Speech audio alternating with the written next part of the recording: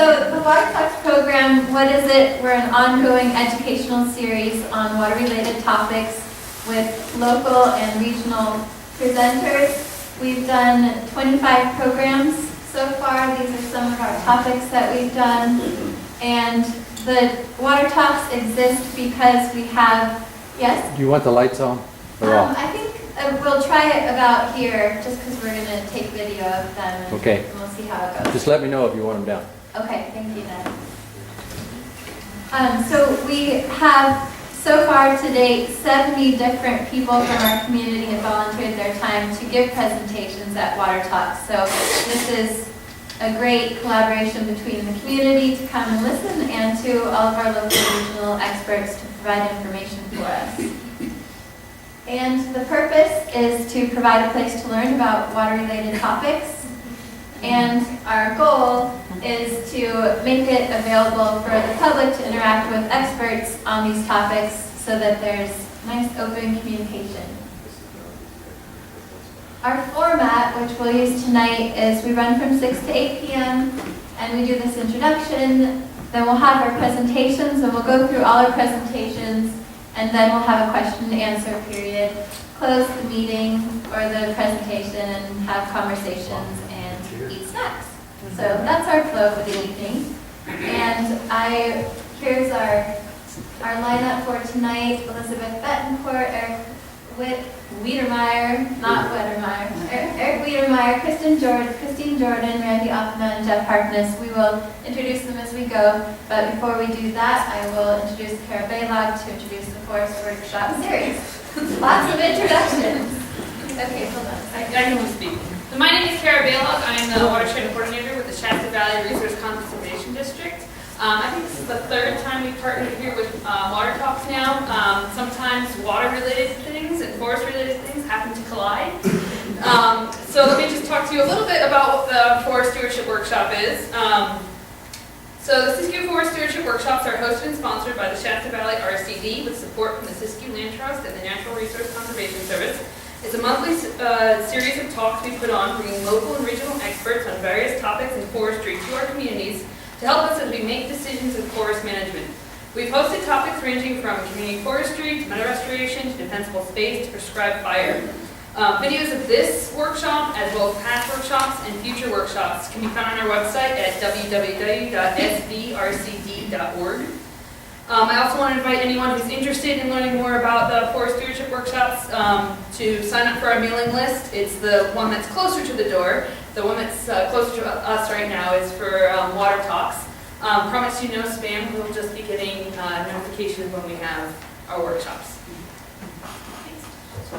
Thank you, Kara. And so without further ado, I will introduce Eric Wiedemeyer and Elizabeth Bettencourt, who are doing a team presentation tonight on, I don't have their topic written up there, so you'll see it in just a second.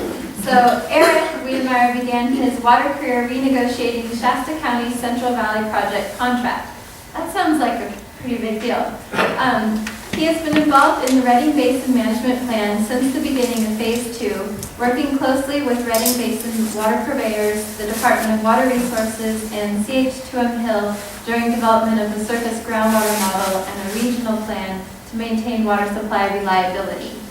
He developed Shasta County's 10-basin response to CASGEM, California Groundwater Elevation Monitoring. He is also the staff technical advisory committee member from Shasta County on the Northern Sacramento Valley IRWM, which is Integrated Regional Water Management. And he'd rather be skiing, but since it's a drought, he hasn't had that opportunity lately. And then Elizabeth Bettencourt has a BS in environmental biology and an MS in watershed science.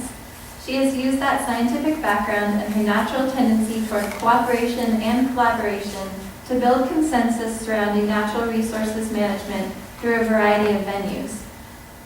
For full understanding, California water resources must be seen from a variety of perspectives, and Elizabeth has experienced much of them while working for local, regional, and federal government, nonprofit groups, and in the for-profit consulting industry. Currently, she works as a water resources and science and policy analyst for Forest Green Associates, where she helps agencies and organizations to plan for the future, including climate change, regulatory and policy projections, and drought planning and alternative supply management. So thank you, Eric and Elizabeth, for putting together this overview of the drought policy for us in California. In 15 minutes, no less.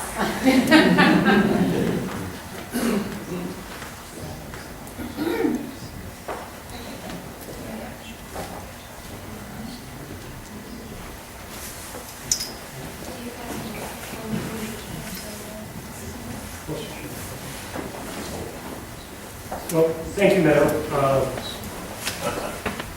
So there's the title, and one of the first things that I was asked to do was put together a drought timeline.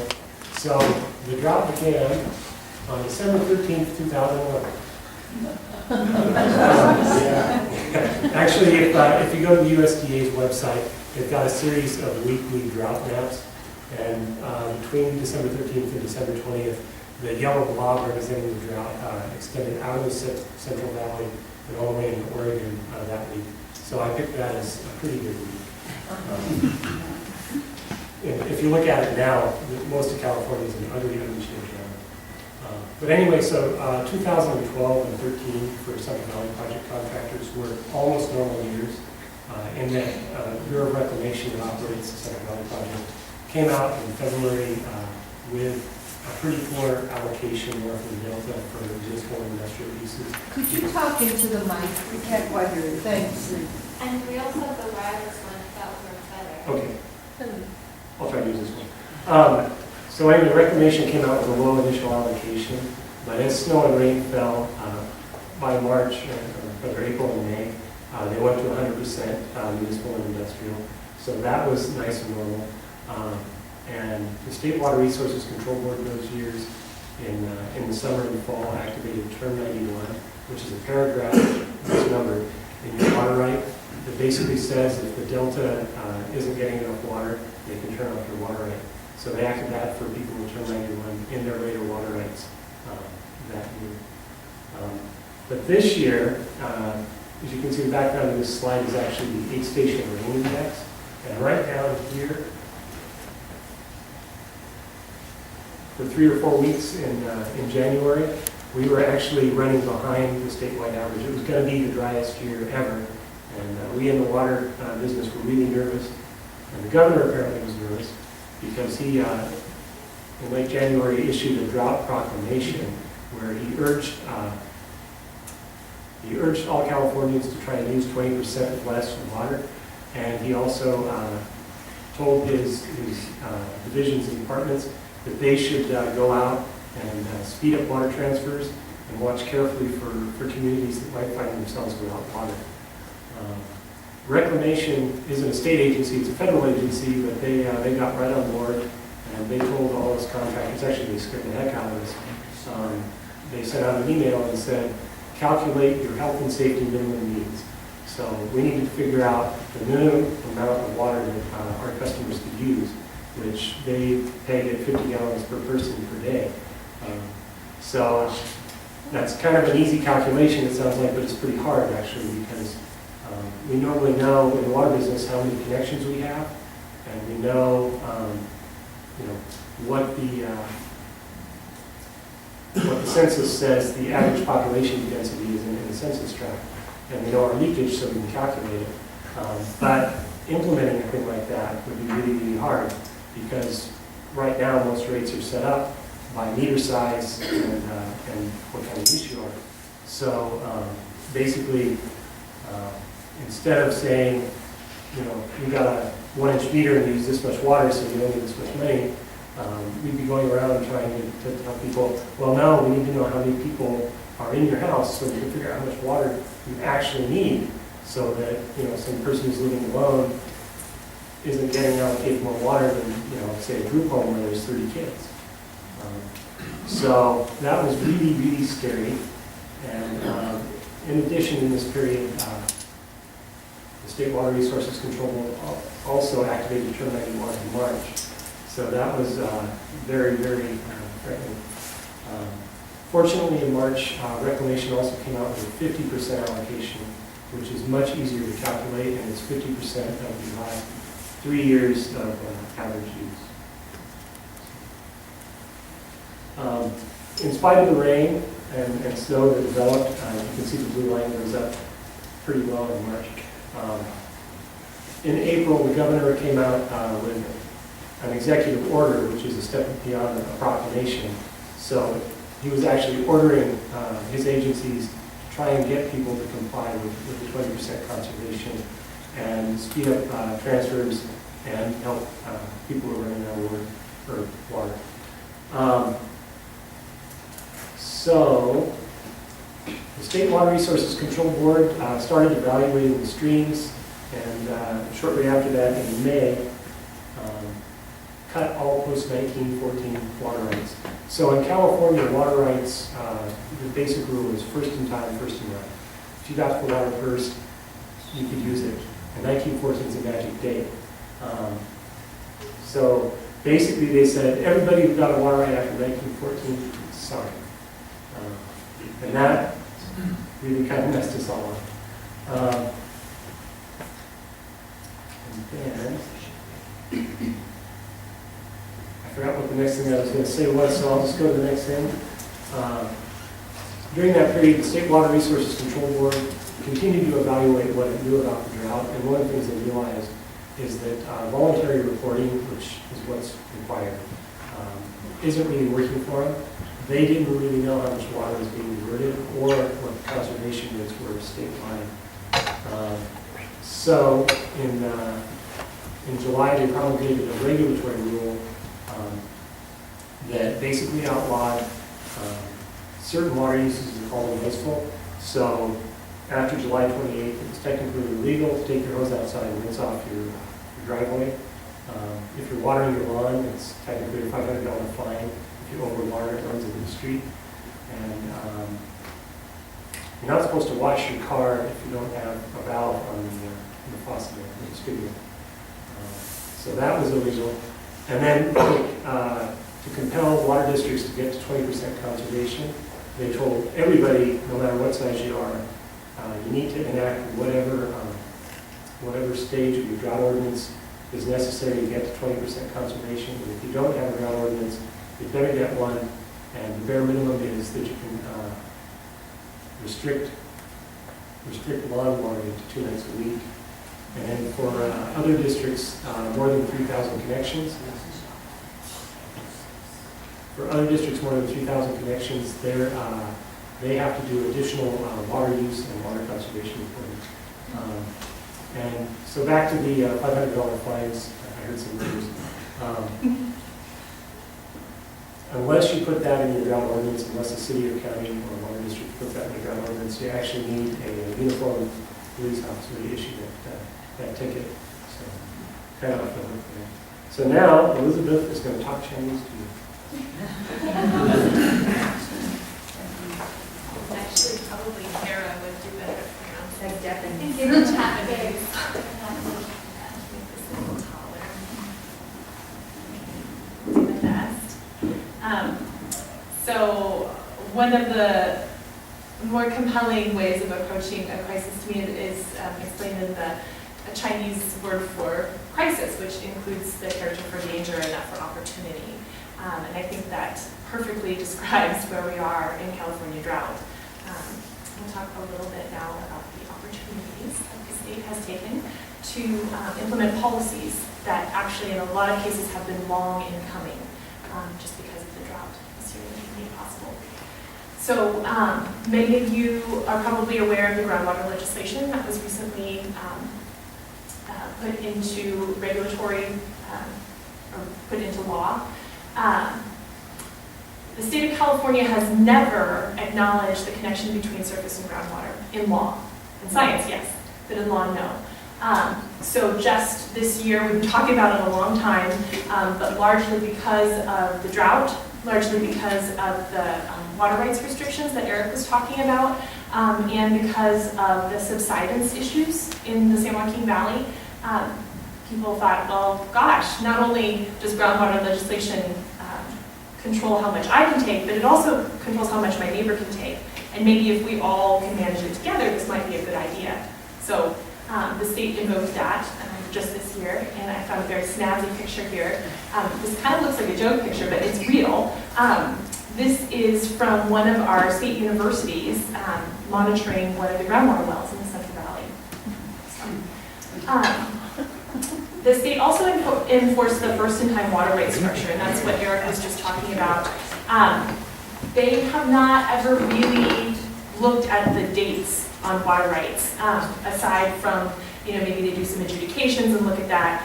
One of the things Eric pointed out when we were talking about this is that from this year, what we see is that the state acknowledges 2 levels of water rights, kind of 3, I guess. There's the, okay, you have a water right. There's the Term 91 issue in some of the more modern water rights, and there's the pre versus post 1914 water rights. So that's kind of an interesting insight. Oh, and then I have another sample picture here. Water rights in California. The other opportunity that the state has taken is to get Proposition 1 on the ballot. This is a very long time coming incarnation of the 2009 water rights legislation. That was a gigantic compromise on the part of members of the legislature. It was also a gigantic bond. They shrunk it by, I don't know, about a third. And it's going to be on the ballot in November, or is right now if you go by now. And then they asked the state agencies and departments to distribute Proposition 84 funds more quickly. And we've seen some of that in our communities, the city of Shasta in particular. So Eric's going to talk a little bit about some of the very local effects of the drought. So Shasta County Water Agency is a water wholesaler. I have 12 subcontracts that I manage. And this year, once reclamation got to 50%, it was relatively easy to manage that part. Because what you do when you have a firm percentage to look for, when you have a firm amount of water you need, is you go out in the open market and you find somebody with a senior water right, and you buy a water from them. And so I was able to do that for the regular CDP and also for one district I serve that has a Term 91 water right. And I only paid 5 times the normal rate for water. So that was good. But the thing that was really frightening that hasn't happened to me before, although I learned this week that it has happened during the 88 to 94 drought. But I wasn't expecting it this time. So in May, when the State Water Resources Control Board rolled back the other water rights, that put me in kind of a predicament. Because a number of the agencies I serve actually have water rights, but they're late water rights. So they came to the water rights party after reclamation had already been allocated most of the water during the summer. So their water rights are good most of the year, but during the summer they actually buy CDP water because there's a 2-month hole in their water right. But this year I wasn't going to be able to turn the water back on September 1st, and I've never been in this situation before. And my boss and I spent a long time figuring out what to do, but we realized that if we asked for the voluntary 20% conservation and actually only got about 10, which is what we were expecting, we could actually continue to serve CDP water through the fall when water use goes down. Because one of the things, during the summer you need water outside more, so there's higher water demand. During the winter it goes way down. So we figured with 10% we could get there. And so we put out a letter asking for 20% voluntary conservation, and quickly learned that even when you send a letter to everybody, some people think that you're really singling them out. So I got a lot of phone calls that were like, how dare you ask me to save 20% water? I'm already saving all the water I can. Well, then don't save any more water, We're asking for voluntary conservation. But remarkably, we've actually been getting between 18 and 19%, and that's very nice. But, or rather, it was somewhat irritating then in July when the State Water Resources Control Board went on and promulgated the rule that said, no, you need to go to just 2 nights a week watering the lawn. So I plagiarized City of Sacramento's ordinance, which does that, and put it into effect. And right away I learned that a lot of people are very concerned about the drought and want to do what they can. And not an equal number of people really hate their neighbors and want to rat them out every time they turn on the spigot. So it's been very educational. And back to Elizabeth. All right, so we'll go from the Northern California and expand throughout the state. The drought has a lot of implications around the state of California. Not all of them affect us directly. Some of them affect our flora and fauna friends. One of the biggest effects that we've actually seen probably for the last 5 years, and near and dear to Kara's heart, is the lengthened fire season. Drought not only makes things drier, it makes things drier longer. So the combination of not as much precipitation, a shortened precipitation season, and just not as much precipitation during the dry times, because occasionally we get a storm here and there, has really made that quite bad. Emergency response for affected species. There's been conversations around the state for actually probably about a decade, maybe even longer, about what do we do about species that are, that can't respond. Things like the pika, who already live at the top of mountains, they can't go higher to get cooler temperatures. Things like the giant sequoias, who, or which I should say, will die without water. And what do we have a responsibility to do something about that? And if we do, how long is that responsibility? They can't move lower into the canyons fast enough to adapt to the changing climate or the extremes in weather that we're seeing now. So what is our responsibility? What does that mean for us? This is a larger policy question. And then managing for long-term sustainability on all fronts. And that combined with the last drought, really, is this our new normal? If this is our new normal, then maybe we need to get used to living on 20% less normally. Maybe we need to get used to not having lawns. There's a lot of things that we're doing this year, in my previous slide, that are the opportunities the state has taken that may become something that is more normal in response to our new normal. With that, you'll hear a lot about the different perspectives on drought in the next few presentations. Thank you, Kara and Eric.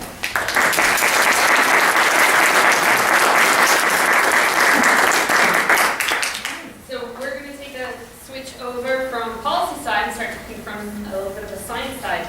I'm going to invite Christine Jordan up here. Christine Jordan is with the Shasta County Forest Service. She's a graduate from Humboldt State University. She's worked in wildlife and fisheries, resource conservation, habitat and policy improvement fields since 2000. She's worked with local, county, state, and federal agencies on improving coho, steelhead, and chinook habitat by developing improved road management policies and land use practices. She's currently the wildlife and fisheries biologist for the Shasta McCloud Management Unit with the Shasta County National Forest, developing and contributing to innovative forest, meadow, and stream restoration practices to improve and provide habitats for the northern spotted owl, Pacific fisher, McCloud River red band trout, and other listed and sensitive species. She enjoys backpacking and in the wilderness, downhill and cross-country skiing, kayaking, and is an avid bird watcher, which I'm sure she'd rather be doing right now this morning. Thank you, Kara, and good evening, everyone. It's kind of nice to see everyone here. I'm sure there's maybe not avid Giants watchers. Since the Giants game is ongoing right now. But I would like to take the next 15 minutes, hopefully, to run through some of the ecological impacts that we've been observing as a result of the drought. And can everyone hear me okay? Yes. Okay, great. On our National Forest System lands. The Shasta Trinity National Forest, it's a total of about 2.2 million acres. It's the Shasta side, Shasta McCloud Management Unit, and then what we like to refer to as the west side of the forest, 2 other management units. But on the Shasta McCloud Management Unit, which is the McCloud and Mount Shasta districts, there's about 390,000 acres that we manage. We've got close to 6,000 miles of streams, hundreds of mountain lakes, lower elevation lakes, and one of our most valuable resources on the McLeod district is the McLeod River. So I'll definitely be talking about some of the impacts that we observed there with species as well as water quality.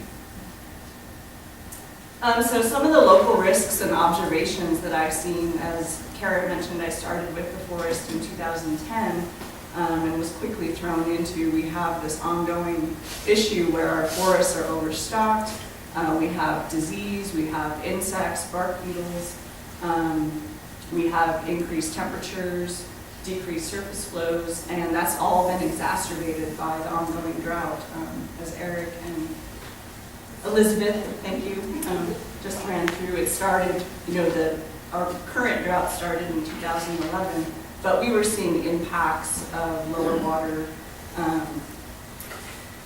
prior to that.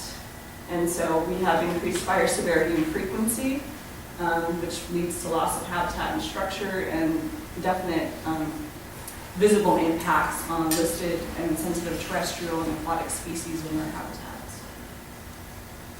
This was from October 14th, 2014, the U.S. Drought Monitor. We're in the northern California, which basically we're in an extreme prolonged drought, which we've obviously had more than 6 months. So this was just kind of meant to put that in perspective.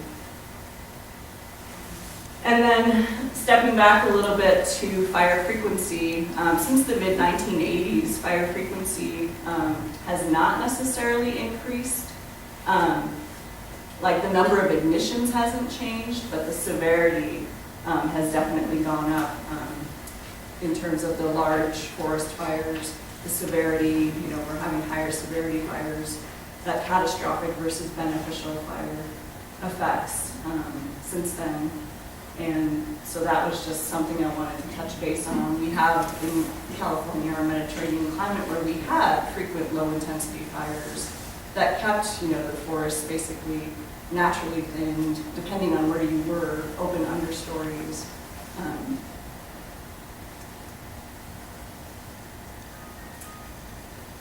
So this is one of the products that the Shasta County National Forest develops, and it's our National Insect and Disease Risk Map. And I've zoomed it in, I don't know if there's a pointer. Zoomed it in kind of to the Shasta McLeod Management Unit, which is basically this area here. There's Mount Shasta. And it shows the expected risk. They started to map this in 2007 over 15 years in terms of the 25% or more basal area loss or tree loss. And so in the McLeod district, I can get to that more detail on that in a couple more slides, but basically on the McLeod district, we have an expected 16 to 200 trees per acre loss predicted out, over that 15-year period.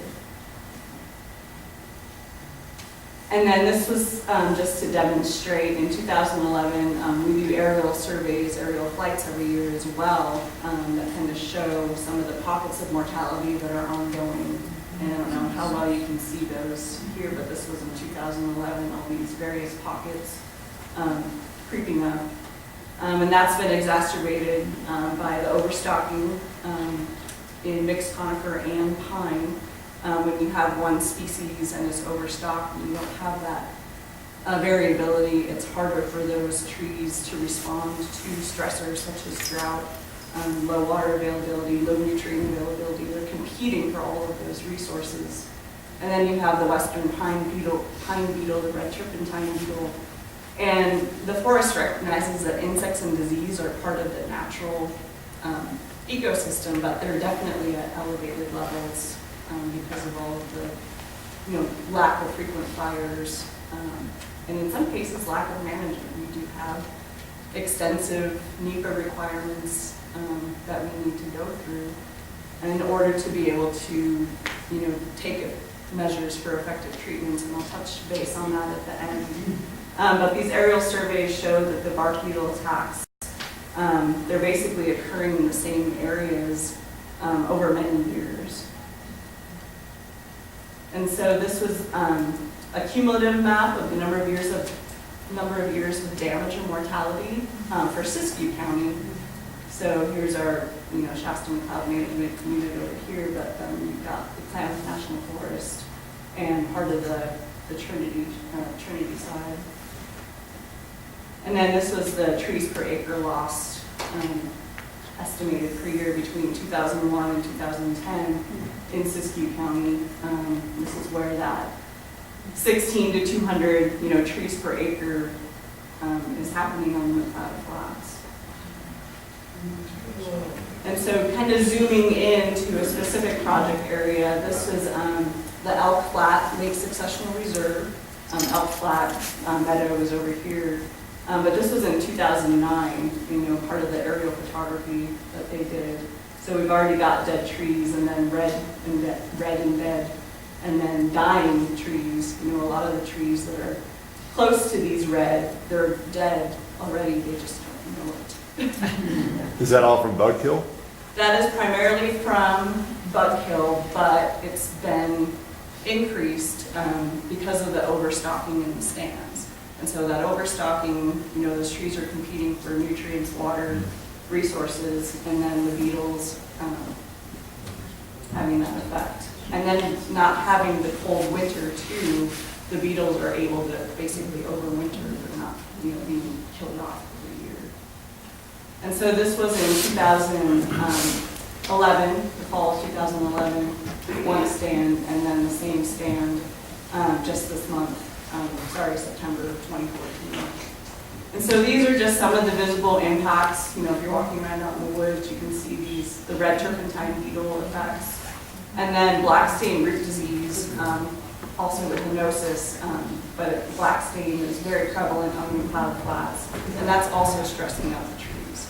So you have that combined overstocking, disease, black stain, lenosis, gull rust, and then combined with the bark beetles. And then, like I said, I'm going to keep repeating this, exacerbated by higher temperatures and low surface water. So jumping into temperature, I found this very interesting in doing some of the research for this presentation, that 2014 had the average daily temperatures were the highest that they've ever been to date. And then 1924 and 1977 were the driest water years prior to now. And that less water, having less water available for plants through the snowpack, as well as through rain on snow events, there's been a visible difference, to me at least, in some of the pollination effects. Like we'll do annual monitoring for one of our sensitive species, the western bumblebee, on the slopes of Mount Shasta. Normally we're doing those surveys in August, late July, August, and we're seeing the flowering plants that they're pollinating. And we started those surveys a little bit earlier this year, kind of like, well, what's the drought effect going to be? So we were up there in June, and things were already drying out. And so we kind of missed, our bumblebee monitoring. But it was, I don't want to say it's good, but it's just interesting to track that and see what, future trends result in. And then the USGS, the California Water Science Center website, they monitor over 400 stream gauges throughout the state, and so this was the closest one that I could find on the forest. This is over in Trinity Center, the Trinity River, just upstream of Coffee Creek, but it shows the daily mean discharge and surface flow, stream surface flow. And our surface water, just, you all know, it supplies our basic water needs, streams, lakes, rivers, reservoirs. It's very important for wetland habitat function, for wildlife use, for public supply, as well as irrigation. And so I just wanted to point out that 1977 is here in terms of the daily mean discharge, and 2014, is closely following it, with the exception of this spike. here in the spring. And then this is just the same data, so, presented a different way, the cumulative discharge in CFS, cubic feet per second. So again, it's very similar, 2014 is very similar to 1977, which was our generally dry, and then 1983 would be considered a generally wet year. So what does all this mean for our species that are here on the forest? We have 34 designated Forest Service sensitive species on the Shasta Trinity. 16 of those are strictly dependent on water for some element of their life cycle. And so one of those is the McCloud River red band trout. Photos courtesy of California Trout, thank you. They're very vulnerable due to their small population size. They require continual monitoring. We have unhybridized populations in sheep heaven trout, swamp, and Edson creeks, and then potential populations in a couple of the other creeks, including Trout Creek. And then an estimated 1,000 to 2,500 fish is the population that's estimated, but that fluctuates, depending on the water year. And so, as Elizabeth was pointing out, what are some of the emergency species responses? Well, the California Department, let me back up a little bit. The Forest Service, as well as the U.S. Fish and Wildlife Service, the California Department of Fish and Game, now Fish and Wildlife, private landowners, all entered into the Red Band Trout Conservation Agreement in 1998, and that was updated in 2009, and we've yet to refinalize the updated version.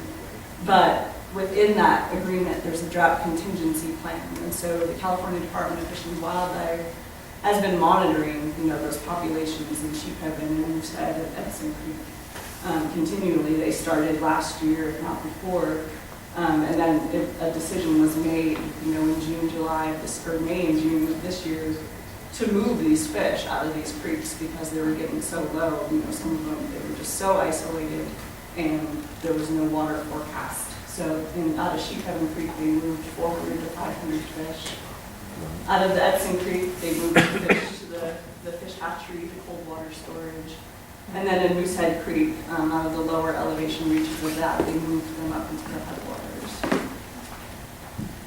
And so another one of our sensitive species is the Cascade frog. And this is kind of trying to go in chronological order in terms of the effects that we were seeing. So the McCloud River red band trout, that was May and June, that's lower elevation. So think about switch to high elevation, 5,000 to 6,000 plus feet. Cascades frogs, they require high elevation meadows, lakes, and streams with cold water.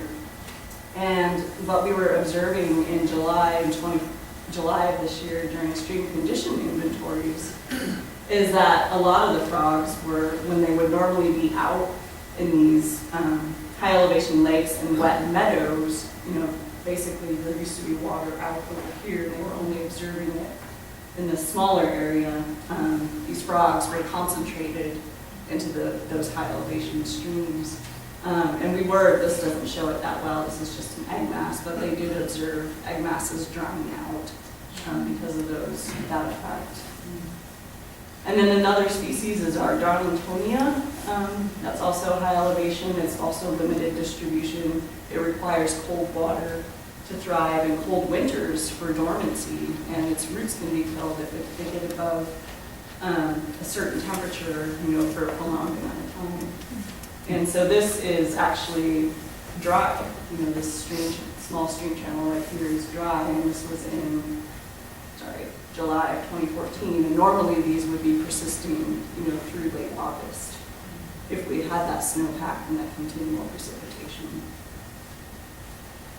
And then moving to terrestrial wildlife impacts, our Trout Creek stream restoration efforts. There's been a lot of activity at Trout Creek over the years with some vegetation efforts with moving the stream channel, and then with revegetating with native aspen and willow. And so they are normally, the greenhouse program is normally watering at Trout Creek with water from some of the backwater pools that were constructed and overhead fills. Well, there was no water available, and so they tried to use the dry water systems, which are basically these quart cartons that have a dry water component in them. And so they went out and they installed about 1,200 of these, and that was in July, and they came back in August, and half of them had been broken into, basically, or dug up by deer because they're trying to get to that water because there was no other available water. And then we do have aspen at Trout Creek, and we've been monitoring impacts to that regeneration for several years and never noticed any kind of detrimental browse impacts. And this year we were definitely seeing that more because that was where they were getting the water, that plant available water versus not real water. And then there's also been impacts on recreation areas. This is the Cattle Camp swim hole on the Cloud River, and this was in August of 2014. Holy cow, that's the blue hole. And they normally do dam this up, to create that swim hole there. And so this was generating, and just this blue-green algae developed. And Steve Bachman actually did say there were people swimming in it. But this was just one of the other impacts. And then I'm sure you're all very familiar with the September 20th debris flow that happened with the Conwauketon Glacier on Mount Shasta. The impacts that had in terms of Mud Creek, closing Pilgrim Creek Road for several days, and then the impacts into the river.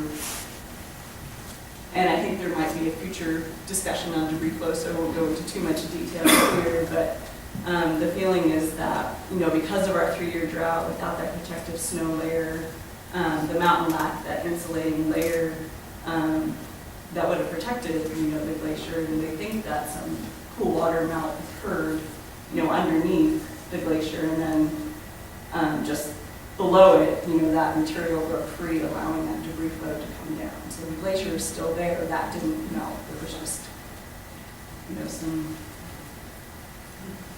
melt impacts going on within and underneath it.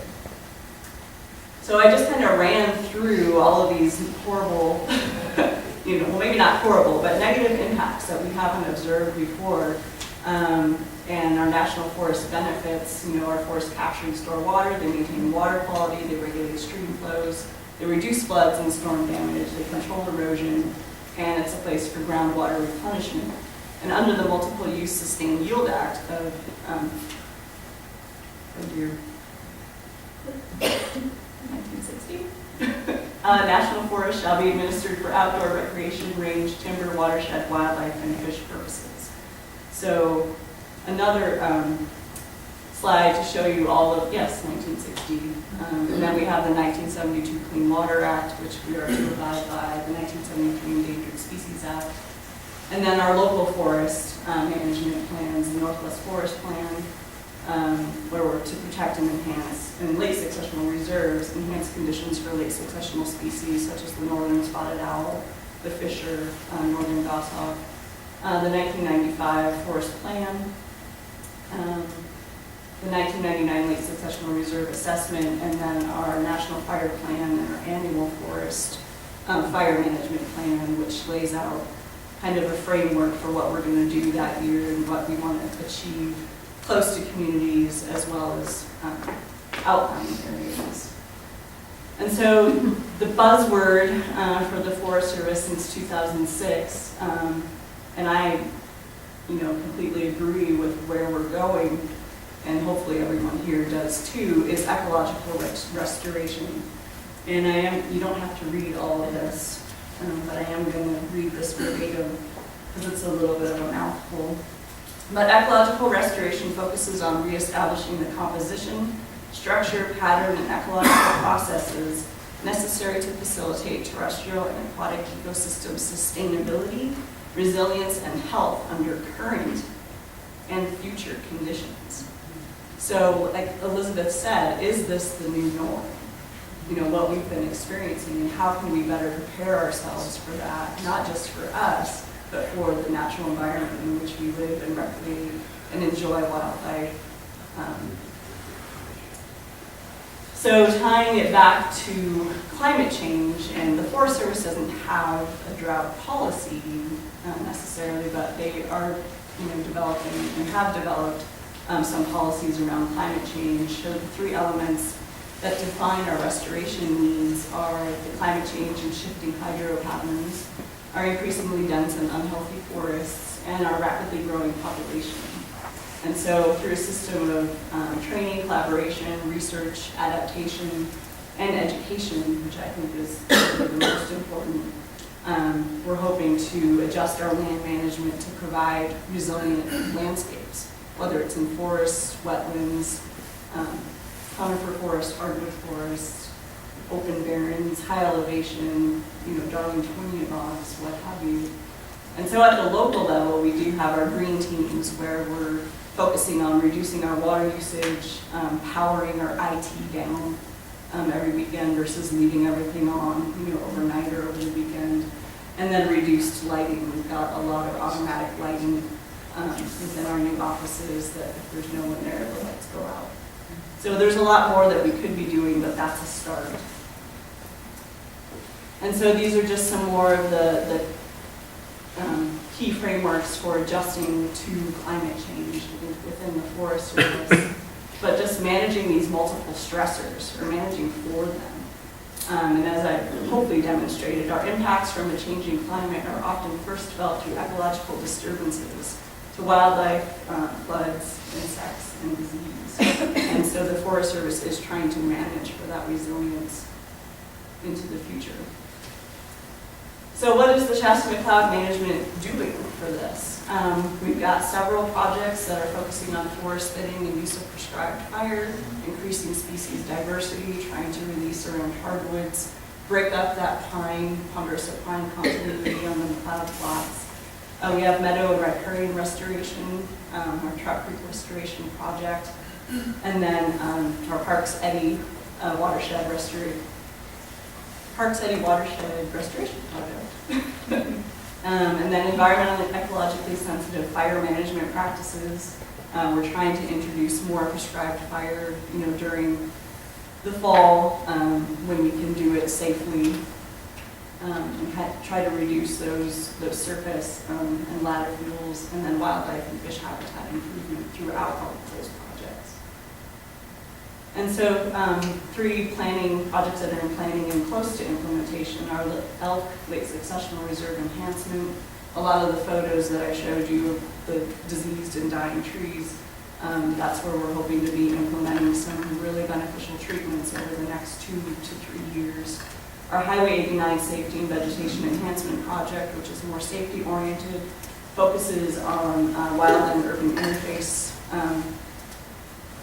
treatments, as well as increasing vegetation diversity, and then the Parks Eddy Watershed Restoration, which is to improve water quality, water quantity, and get some of those roads in that watershed into a more hydrologically neutral state so we can keep water where it should be.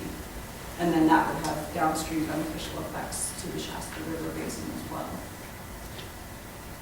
And so this is just a quick diagram of some of the science that we're trying to incorporate into our treatments. Increasing resilience in dry forests, so breaking up, your stand density. Here we've got basically a 360 view of a forest stand where it's just continuous. But breaking that up, you can maintain your large trees, you can influence fire behavior, you can do radial thinning around oaks, around aspen, around desired leaf trees. And then I just want to put a plug in here for what you can do. Other than thin trees on your property, try to reduce your water usage, is the benefits of native plants. They've evolved to live within the local climate. They use little to no fertilizer or pesticides. They definitely save water. And you can find them at your community and national forests, the CNPS chapter, native plant sales, and right down the street at the Mount Shasta Ranger Station Interpretive Building. So this is just a sample of some of our local native plants, which are beneficial for pollinators and their low water users. So thank you. And if you have any inclination to look up any of our projects or any of the information that I've provided, and skimmed over. This is the website for the forest.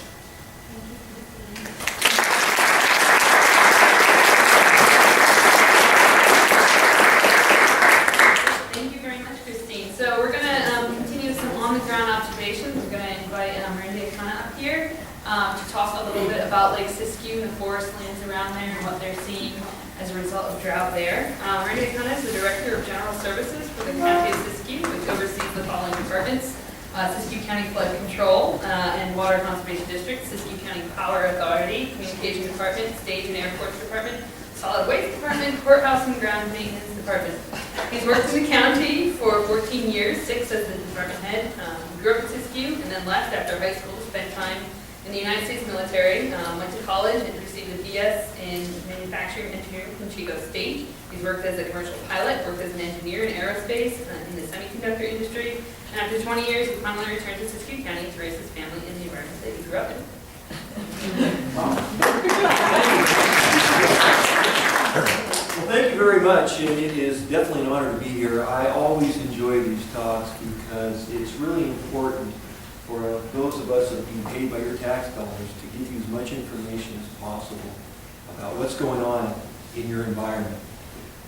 So let me start. Am I using the right gadget? Let's see. Because I'm going to get checked out on this. Right. Okay. Okay, right now. Thank you.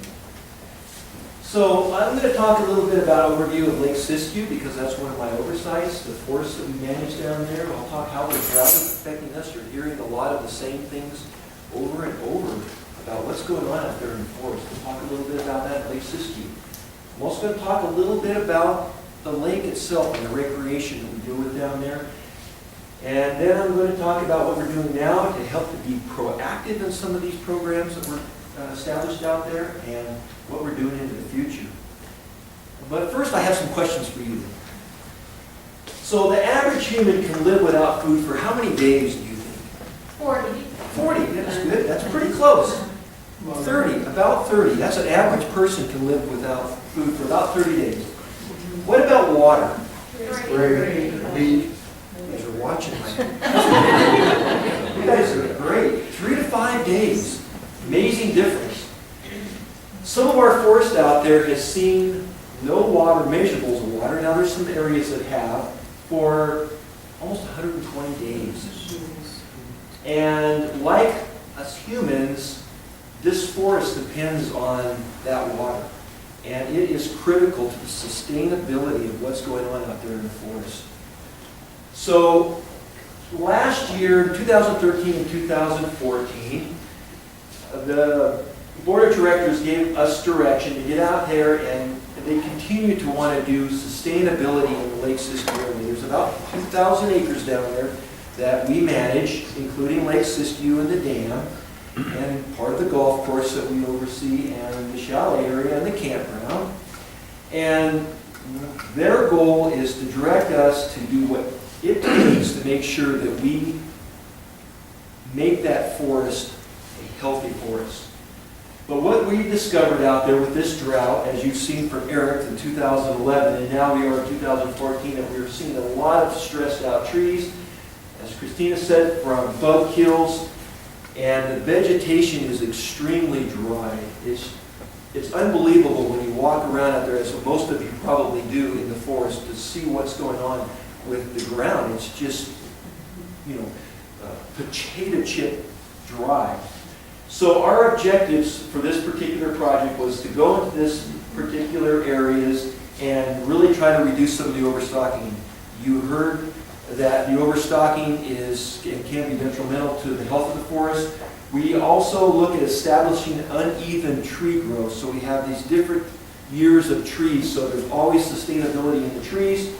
Remove the dying trees. We've got to get those trees with the bug kills out of there because they are diseased and they'll continue to affect that forest, and they'll start to affect the good trees. And as the pictures that you've seen in the previous presentation, is you'll start to see these devastated areas in the forest.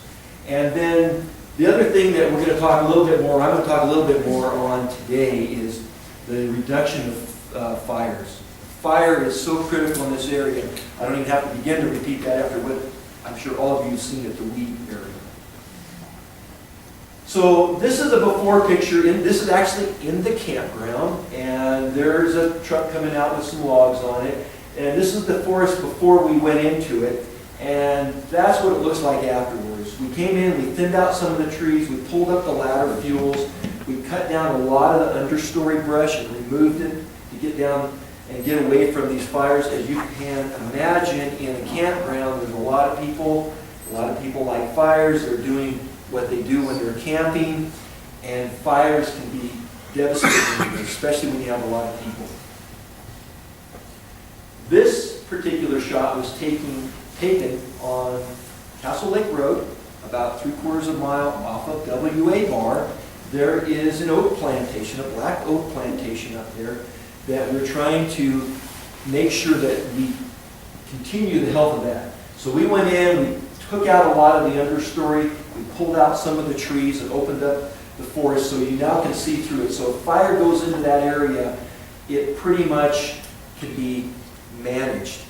And then if we have to go in later, as was mentioned earlier, with some prescribed fire and manage that with that, we have a better ability to do that. We're not worried about catching everything on fire.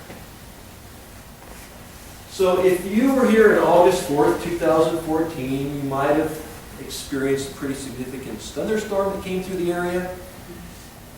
We ended up getting a lightning strike about a little over half a mile up on Castle Lake Road on the left-hand side.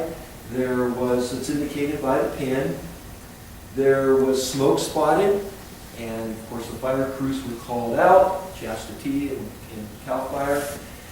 They go racing up the roads looking for smoke, and of course in those dense forests it's really hard to see forest and to see the smoke. But fortunately, we had gone through there and had cleaned out a lot of this area, and they spotted the fire, and that's what it looked like when they got there pretty much. There was a tree on fire and the ground was burning right around it. So they pulled crews in there, they got the tree cut down, they started to do hand lines around the fire. The thing that they were just excited about, well, there was two things. The first thing was that they were able to see the smoke from the ground on the road. They saw the smoke through the trees.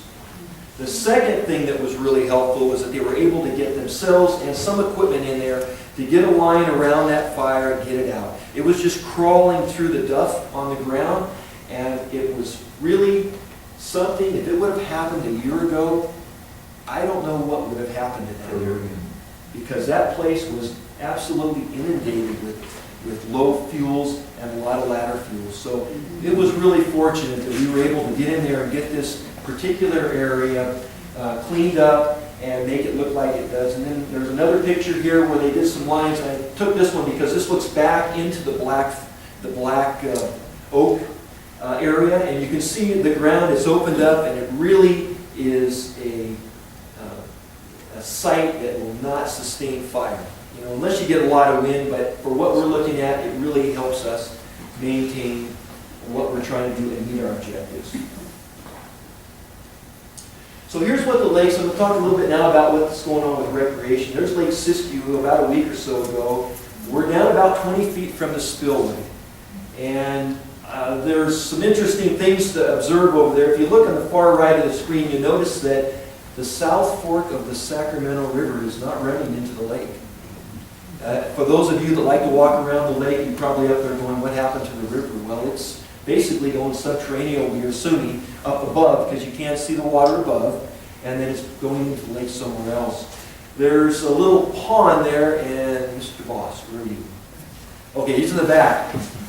You may correct me on this, but I think that pond used to be one of the ponds at the Spini Ranch, maybe. This one right, there's one right here, there's a hole right in here.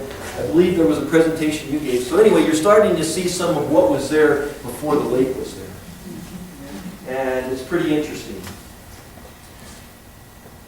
This picture is walking out, looking back into the forest from the lake.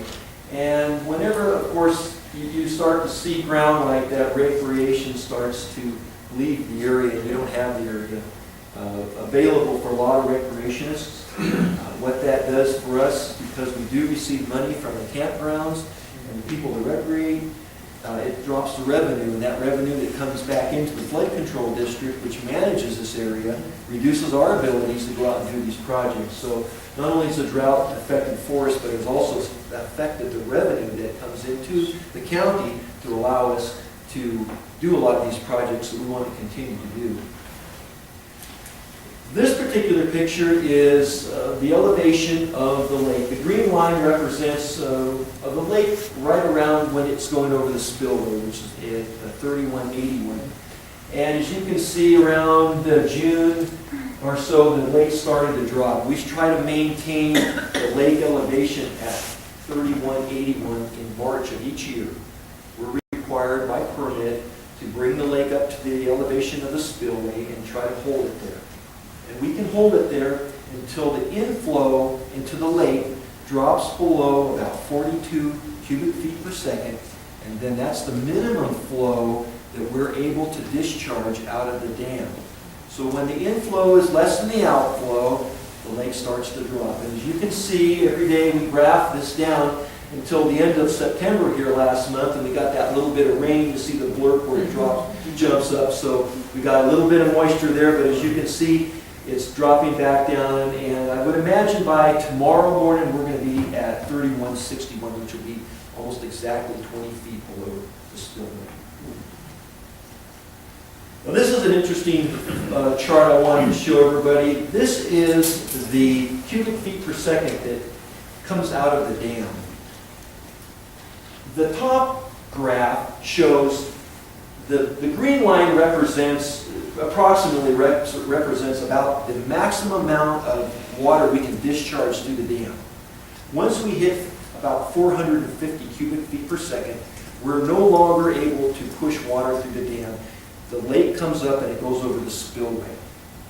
So when you look at that black line, you see on the left it's cubic feet per second.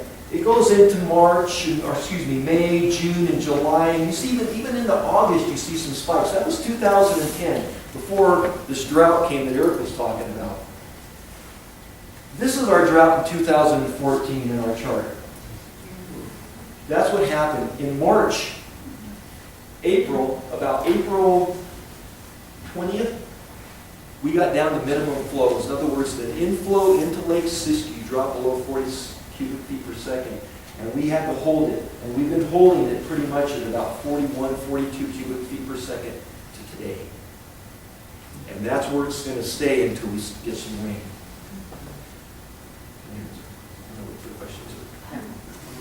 It's up to you. It's about a slide. Sure. Go ahead. Are you projecting 6 years out to 2020 right now? No, I'm not sure why that did that.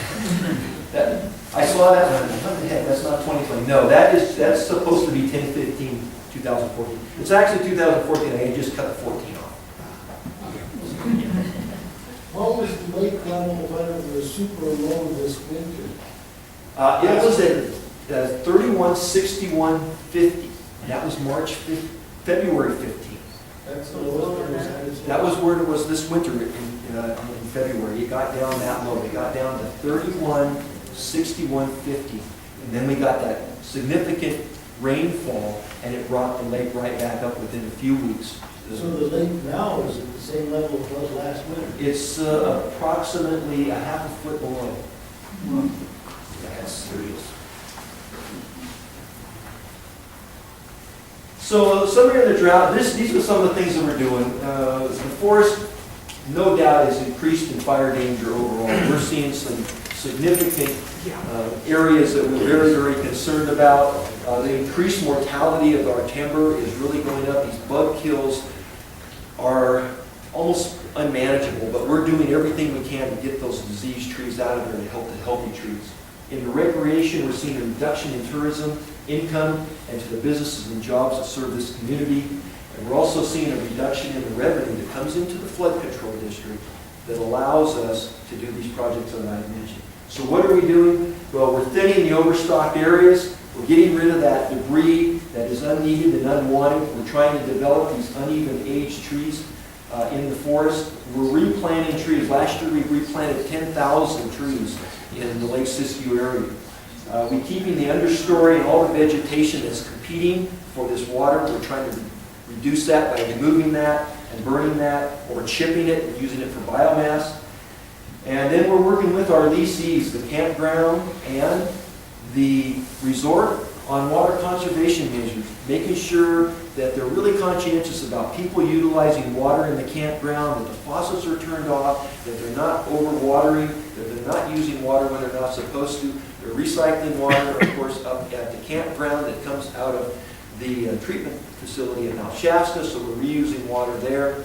Doing everything we can to manage, because as it was mentioned earlier, this may be the norm, and if it is, we've got to start educating us and everyone we're working with to make sure that we are understanding what could potentially be happening and learn from that so we can survive.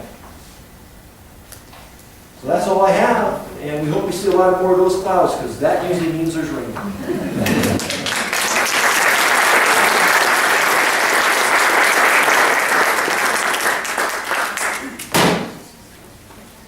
Thank you, Randy. And our final presenter this evening is Mr. Jeff Harkness, and he is the Mayor Pro Tem for the City of Mount Shasta. He was elected to the council in 2012, and he's been appointed to the Community Economic Development Activities Committee and the Library Advisory Committee. He also represents the city on the Upper Sacramento Regional Water Management Group, an affiliation of 3 municipalities, 9 nonprofits, and 4 tribes charged with addressing critical water issues within the Upper Sacramento watershed. Professionally, Mr. Harkness is Senior Consulting Manager with Truven Health Analytics, and in this role, he is responsible for orchestrating clinical improvement projects at acute care hospitals. Within the community of Mount Shasta, he's an active member of the Mount Shasta Rotary, Siskiyou Young Professionals, and Mount Shasta Youth Soccer. He spends leisure time with his family, floating rivers, skiing on our local mountains, and training for triathlons. Mr. Harkness earned a Master of Health Administration degree from the University of Southern California and a Bachelor of Science degree in the Wildlife and Fisheries Biology from the University of California at Davis. And tonight he's going to discuss the local impacts of the drought on the city of Mount Shasta. Thank you, Jeff.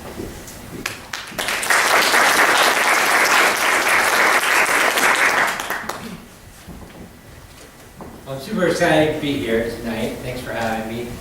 Water is always a great topic of discussion, and we are certainly talking a lot about it this year, especially with the drought. The drought, as has been pointed out with the previous speakers, has impacted us in many ways. Most recently, many of us noticed that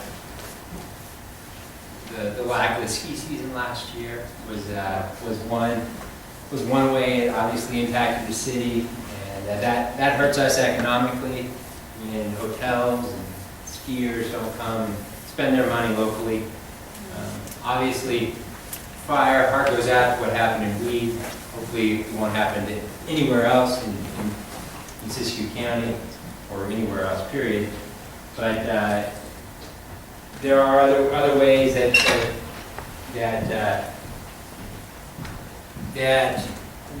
the drought has impacted us. But what I want to speak specifically on tonight is more of how the city of Mount Shasta is meeting the water demand needs of our citizens in this current time. And let's see if I can. What's up? All right. So in terms of, this is the agenda that I'd like to go over, but essentially what I'm going to be talking about is what are the city's demands and what is the city's infrastructure to meeting those demands.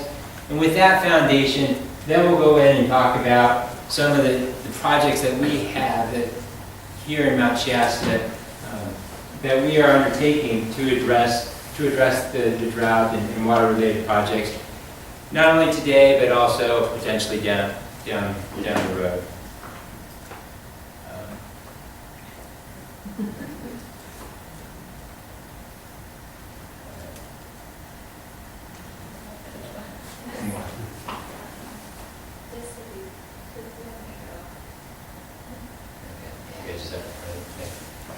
All right. So in terms of the water demand here in Mount Shasta, these are some of the statistics that we have. Average water use per person is almost 1,000 gallons per day per person. And it is quite a bit. So the maximum daily demand at any one time can reach up to about 3.8 million gallons per day. And that's quite a bit. So what is to put that in perspective, 936 gallons per day. That's about 3.5 times the usage in Dunsmuir and about 2.9 times higher than Weed. And in terms of the state average, we're about double the state average also. It is a lot. That is a lot. And this graph here, let's see, I have another. Let's see how we try to use this pointer here. This graph down here shows a typical summer. Well, it shows 4 typical summer days. And this is July 24th through the 27th of this year. And this basically just runs through our water usage, gallons per minute, over the course of a 24-hour period. And this is fairly typical. This is midnight right here. And then over the course of midnight, sprinklers start coming on, people start waking up, taking showers, and we'll spike around 5, 6 o'clock in the morning. And then water usage will go down as everybody goes to work, the sprinklers turn off, we'll reach a low right around noon. And then about that time, people will start having lunch and start coming home from work, and water usage goes back up. So we get a double peak, if you will, each day. Here we're back to about midnight. Here's our morning spike, our evening spike, and then the cycle continues. So how much is this? This is quite a bit. So we have about 3,600 citizens just in Mount Shasta city limits. And this spike gets up here just over 3,000 gallons per minute. So every citizen is essentially using about 1 gallon per minute at that time of the day, which is pretty good. And then down here we go to a low of below 500 gallons per minute. And this is important because our max usage will reach up to 3.8 million gallons per day, as I said before. But one of our main supply sources, or actually our supply in general, our maximum daily production during our low spring periods is actually 3.7 million gallons per day. So at some points we can't quite meet the demand. And that's a big deal. Not only is water important for all of us to drink, but there's many other uses for water, including fire suppression. It's very important for our emergency services, and all of there are many uses for this water aside from just drinking. So let me move forward. Okay. So it looks like this rolled over a little bit, but I'll explain what this is. This talks a little bit about our infrastructure and how we get the water to our citizens. So the operating cost to deliver all this water per year is about $350,000 per year. And that's just operating costs. So this isn't any replacement costs or expansion costs, infrastructure expansion. This is just cost to supply the water. And we charge our citizens about $18.35 a month to provide that. And this is actually down here our infrastructure for supplying all this water. We have our primary water source is Cold Springs. And to orient everybody, this is Mount Shasta, mountain in the background. So this is the city. This is McLeod Avenue, actually. And if you just keep going up McLeod past the railroad tracks, it turns into a dirt road. And eventually a locked gate. And up there is Cold Springs. That's our primary water source. And also up there is Tank 4. And that one water source actually provides enough water for us for most of the year, except during the summer months. And then during the summer months, we supplement Cold Springs with 2 wells. And these wells are located right here in town, actually right next to the schools. We have well 1, which is just up Lake Street on the corner of Lake and Washington. And we also have well 2, which is tucked right behind the high school. And these are great production wells. They definitely help us out quite a bit. Let me talk a little bit about each of these water sources specifically. So let me just talk about Cold Springs. We've had exclusive rights to Cold Springs for a long, long time now, even before Ned. Thank you. So, water rights go back to 1884. And originally, 25% of that water did go to the Roseburg property.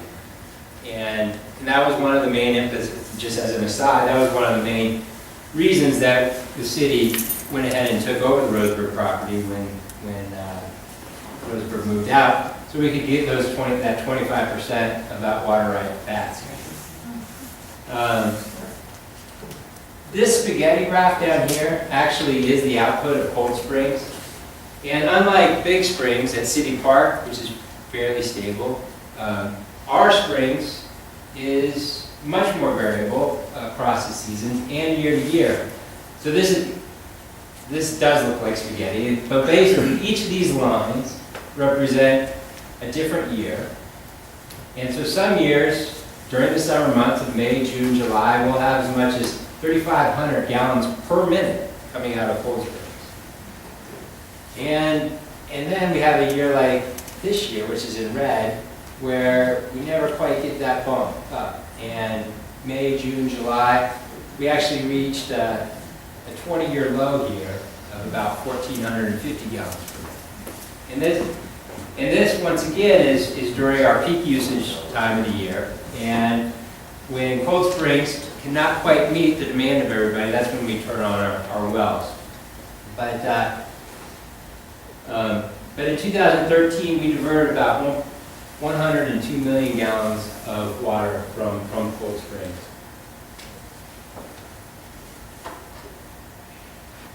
And so there's one more graph here, and this just emphasizes our ability to meet demand. So this blue line here, this blue line represents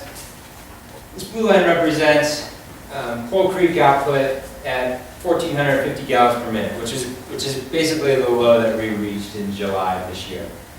And this is a July time frame across the x-axis.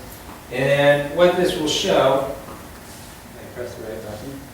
What this shows is that once again our demand, and it kind of emphasizes the fact that we can't always supplement just with Coal Creek output. There are times when our usage is outstripping our supply, and we have to supplement. So that's where we have our 2 wells. And these are our well graphs, our production graphs for both well 1, which pumps about 800 gallons per minute, and well 2, which pumps about 400 gallons per minute. And so far in 2014, we've pumped from underneath essentially the schools about 31 million gallons so far.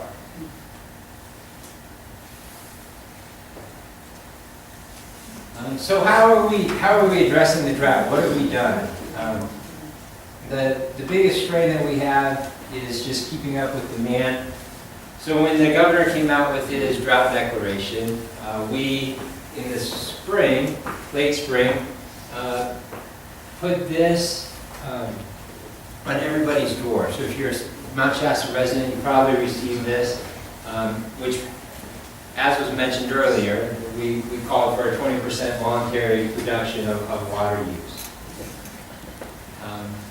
And then in the middle, about July, we also took the initiative to talk with some of the major users users of water. And the city made a decision to stop watering Sisson Fields and also the schools at that time. Those fields have turned green again. We did resume watering in August, so the soccer players did have the ability to play on green grass rather than brown grass, but those were two things that we did to address the drought. Related to fire, not necessarily water, we also did a big forest thin in the Roseburg property.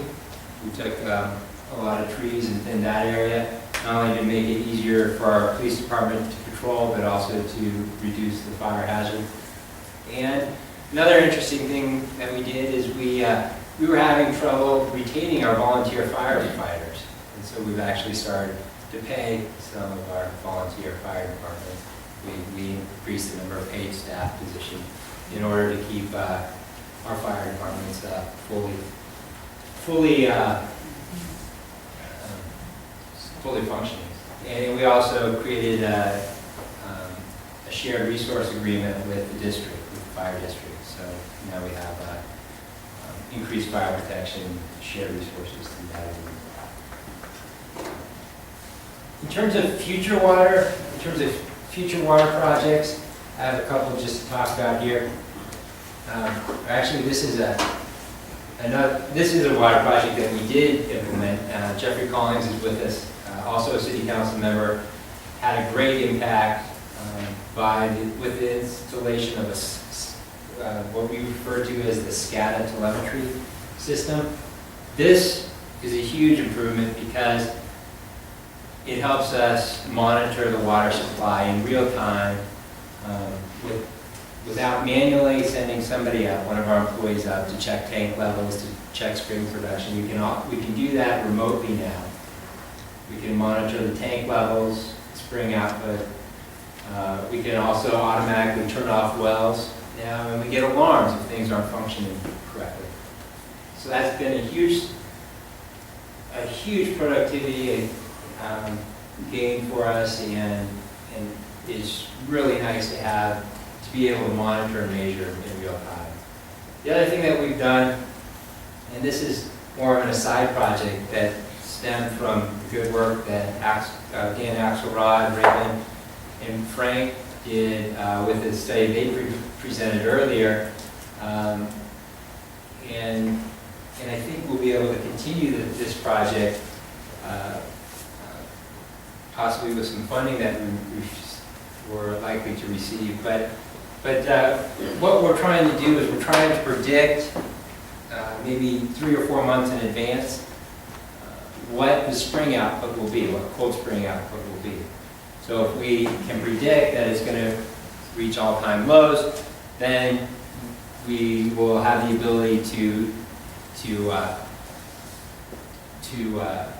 get out there, engage our citizens, ask for voluntary reductions or others. If we can predict, maybe with this insight that we'll get from some statistical modeling. So let me back up and just say, this right here is our spring production over a 20-year or 10-year time period by month. And we go from big highs and lows. And what we're trying to do is we're trying to model that statistically. And what that means is, if we can predict when the highs are going to be and when the lows are going to be, then but if we can do that in advance, 3 months in advance of when it actually happens, that's a huge, huge advantage to us. So that's where we're going with that project. And some other potential future projects. We've actually had great news. We've received a preliminary recommendation to receive a $4.3 million grant. And that grant will be to do 2 projects here in Mount Shasta. The first, water meters, to install water meters at each of our households. Here in Mount Shasta, 1,800 households in total. That's $2.6 million of that project. And we also have a supply line that we need to replace or actually supplement. It's an 80-year-old supply line. If that supply line from Cold Creek down to town ever blew out, that would be hard on all of us. Our water use would go way down. So we've received a grant, well, potentially we've received a preliminary recommendation for that project also. And also incorporated in this grant is Caltrout will partner with the city to do both an education element of including continuation of some of these water talk workshops, also an educational mailer, some videos, and also not mentioned here is some continued science. And so that is another part of that grant. In terms of other projects, this really hasn't been a topic of discussion, but Dunsmuir does have an ordinance that we could, if we wish, pursue. They have an ordinance about water efficient landscaping. That is always something we could do. We did just have a gentleman, Doug Blackwell, come and recommend that the city establish a water conservation commission to engage citizens in this type of dialogue and make recommendations. And you know, if we can't get a handle on our water demand, and you know, we can always talk about additional sources of water to meet the demand. But you know, I'm pretty hopeful that water meters, for one, will have a good impact. You know, first and foremost, it will just allow us to have the discussion with our citizens. This is how much your water use is, and you know, this is what a 20% reduction could be. And then not only will you be able to have that type of discussion, but then they'll be able to see the results if they actually try. So water meters will help us on that front. And Department of Water Resources does say that as soon as water meters are installed, you usually see about a 50% reduction in usage. And if that happened, you know, we may not even have to turn on our wells at all during the summer. So we'll see where that goes. But that is very good. And you know, the timeline is really tight on this project. We'll probably hear word on whether or not we actually got these. The final decision will be made here, likely in November, and our timeline was to have these projects done by October of next year. Yeah, wow. So, anyway, that's about all I have for you. But I'm happy to take any questions.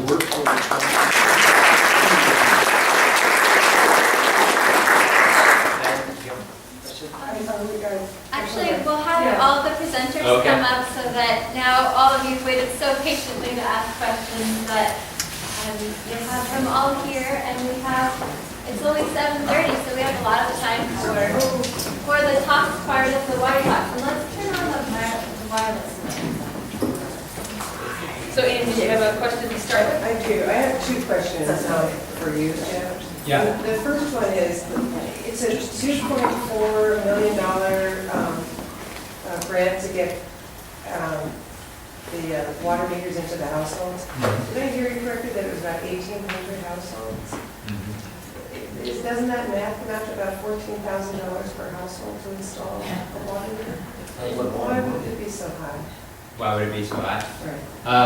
That's a great. Sorry, maybe the wireless might not be a good idea.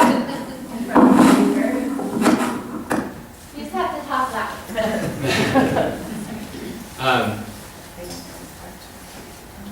It is a lot of money. There's a couple reasons why we will push through with it. Well, in terms of the cost, to directly answer your question, there are many elements of the project which include not only the design but also the CEQA review and that actual purchase of the water meters to the installation. So there are many elements of the project itself. But the project is also important because of of state legislation where municipalities are having to install water meters. It's actually state mandated. The current legislation does not necessarily impact Mount Shasta at this time, but by taking advantage of the opportunity to install these water meters now, we get ahead of the curve, and we can actually then begin having these discussions with our citizens. And the second question that I have is that when you were describing the amount of water usage and you compared that to the population, I assume, are you just taking the whole city water usage and dividing that by the number of people that live within the city?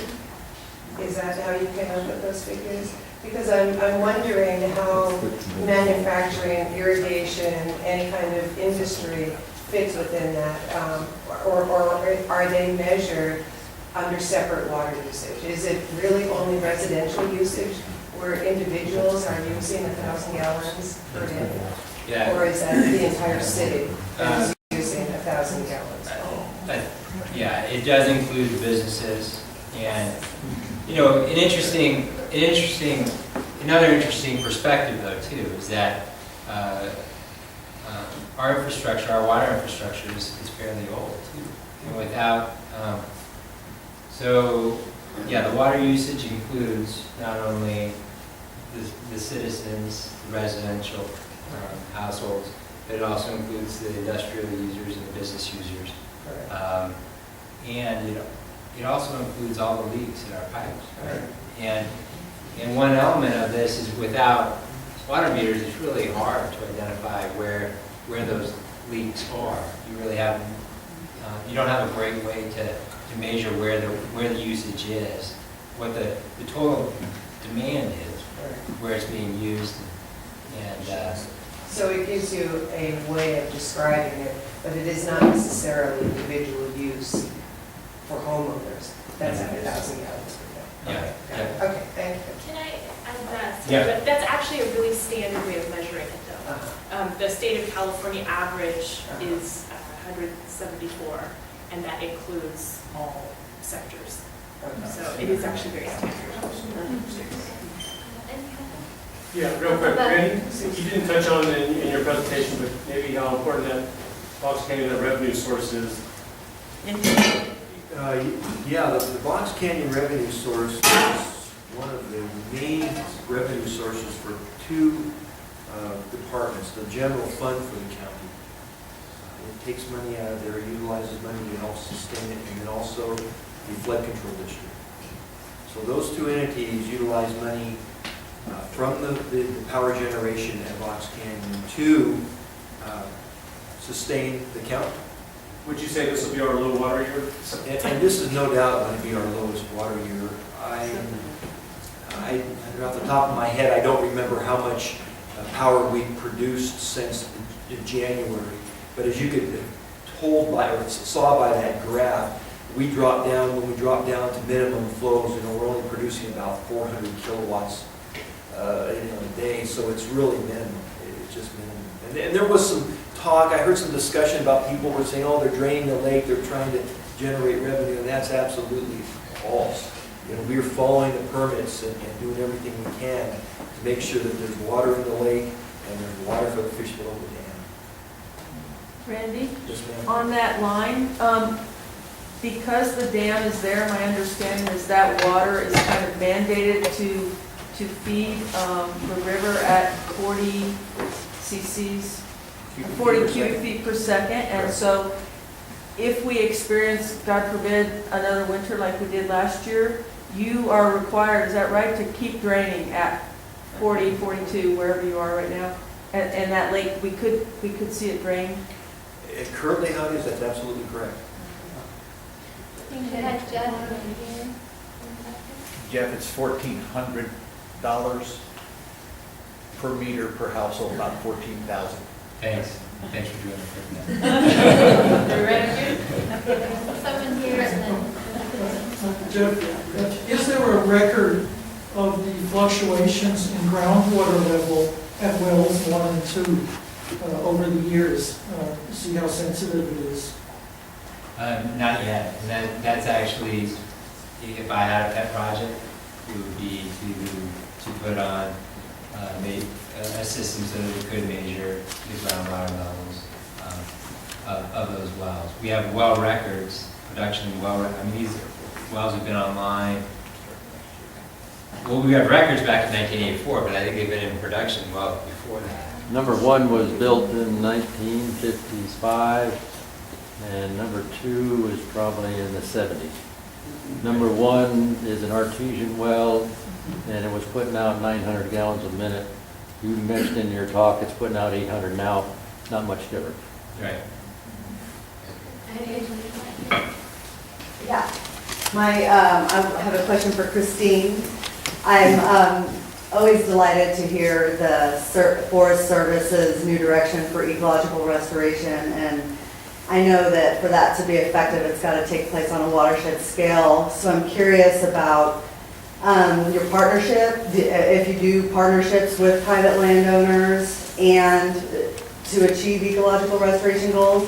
And I'm also curious, what are your main obstacles to achieving those goals? Well, we certainly do entertain and consider partnerships and enter into those. So I don't know if that's enough or need more information. That's actually part of the direction that Region 5, which is all of California, Hawaii, sorry.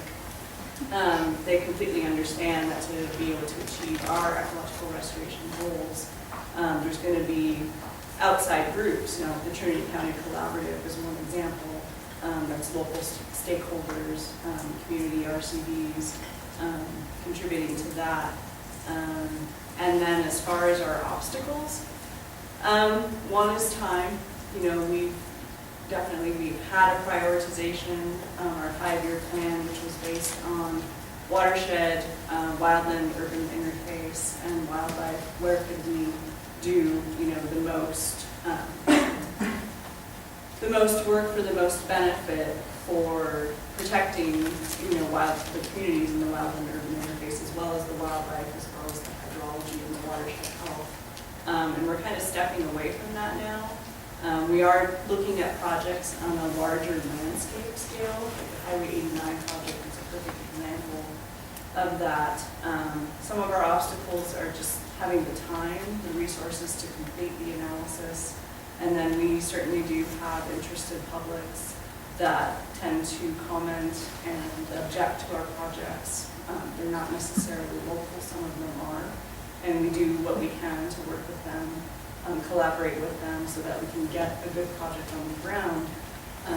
But we'd really like to see more of the public, local public input and collaboration too on those projects. And then we have litigation as well.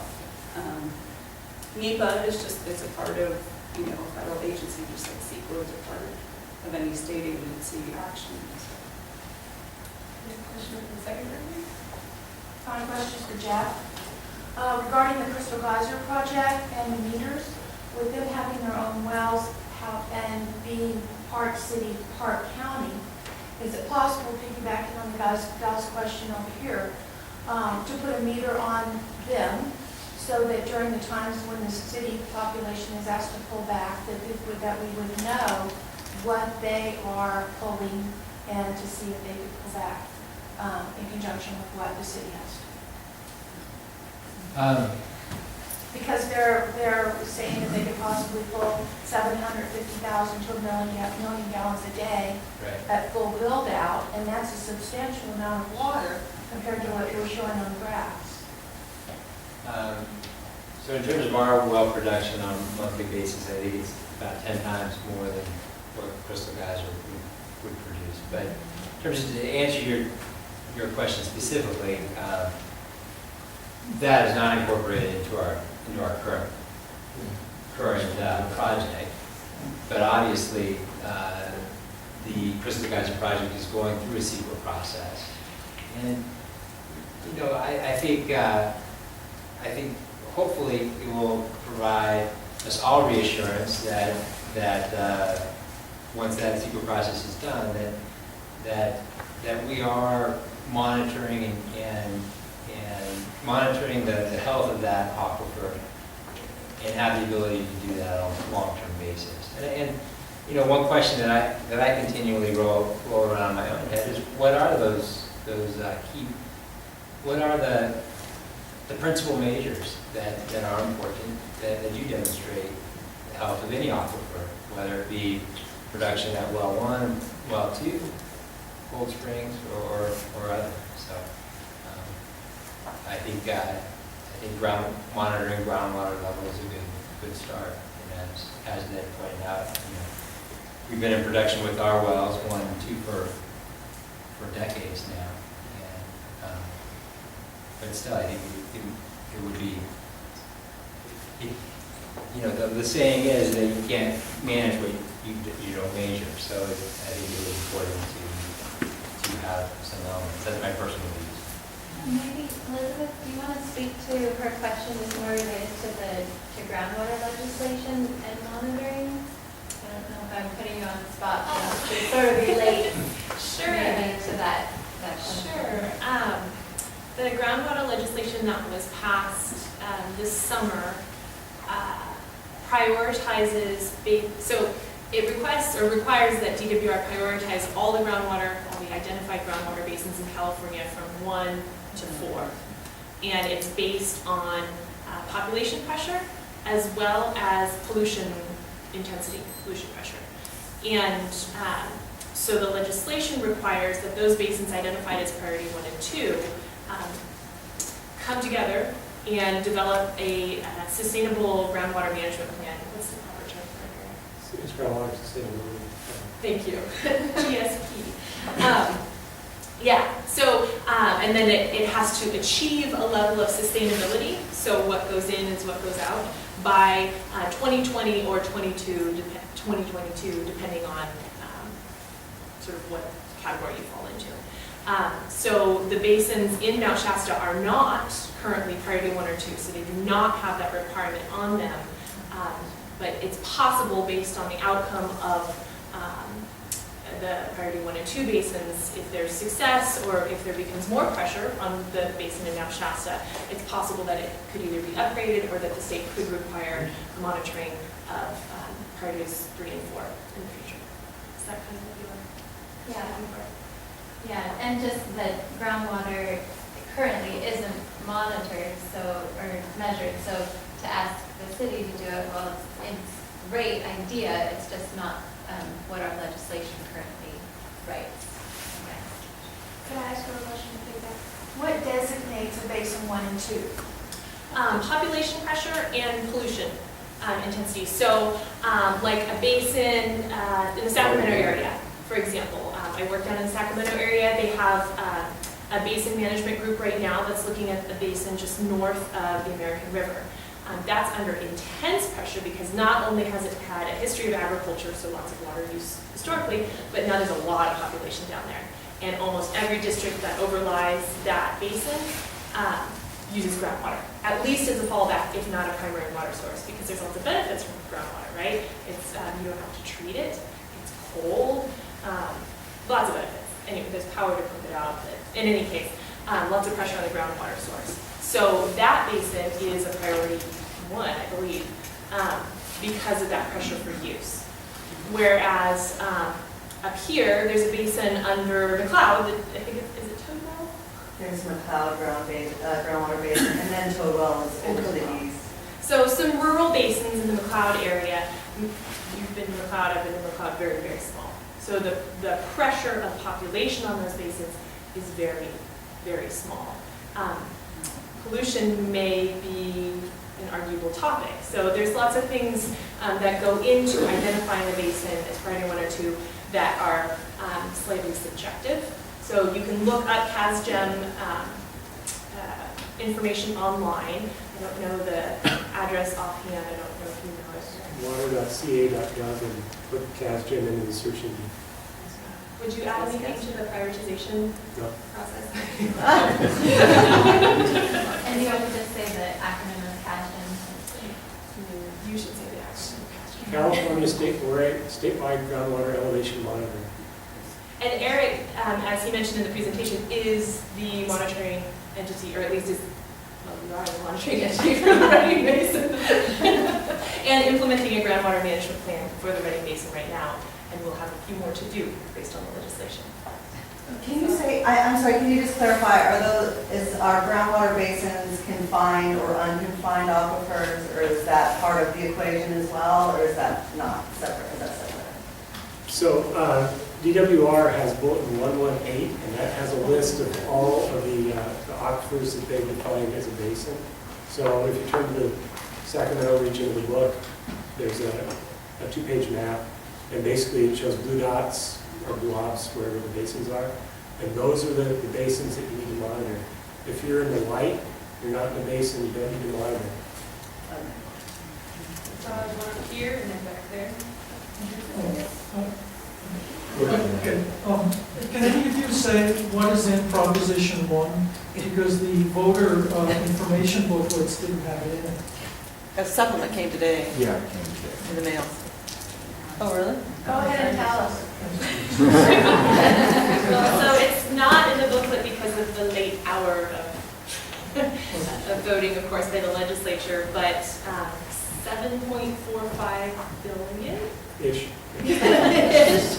Dams. Some dams, but it's a competitive basis, and there's some conservation money, there's some restoration money. About 800 million of it goes to collaborative implementation through the local regional water management group. What are their How much could come to us? So in terms of the $4.3 million grant that is from similar money. So we received that grant through the regional water management group. That group wasn't in existence. Mount Shasta would not have had the ability to go after it. If the prior proposition wouldn't have passed, that money would not have been available. So that $810 million will make future monies available to this group, not just Mount Shasta, but it would include Dunsmuir, McLeod, the tribes, Angelina's group, and many of the other nonprofits that participate in that group. So $4.3 million this year. Hopefully, we're all crossing our fingers for more in the future. So vote yes. Yeah, regarding the Forest Service, and you had mentioned some of the forest changes in forest management. In regards to the Forest Service has a lot of pine plantations on like along Everett Memorial Highway, McBride Springs, and up that way. Are you doing a major plans for changes to change those from being just monocrop pine plantations to other types of management, and how would you go about that? We have discussed kind of like a mountain thing too for areas up along the Everett, between there and the Bolum area. Not the mountain thin project, which the NEPA for that was signed, I believe, in 2006. They're still implementing that with thinning treatments, in plantations and natural stands. But for the areas that you're talking about, I have been talking with the timber stand improvement manager about what kinds of treatments we could do to break up, the continuity of that monocrop, that monoculture of the pine, as well as just thinning to improve, some of the health in those pine stands. So we have been talking about it. It's just not programmed at this time. Christine, there's been some research in the forests north of Flagstaff showing that the junipers and pinyon pines are more sensitive to the average temperature increase than they are to drought conditions. So are we experiencing anything like that here? In terms of average temperature increase, we haven't noticed anything like that yet. It's more of the competition for those resources in the pine, the cedar, the sugar pine, the Douglas fir. Trying to get Douglas fir established, it used to be, pretty prevalent on the cloud flats. I could show you some sizable legacy trees. That definitely is harder to get established just because of cold, not because of hot. So I haven't observed any of that yet. Thank you.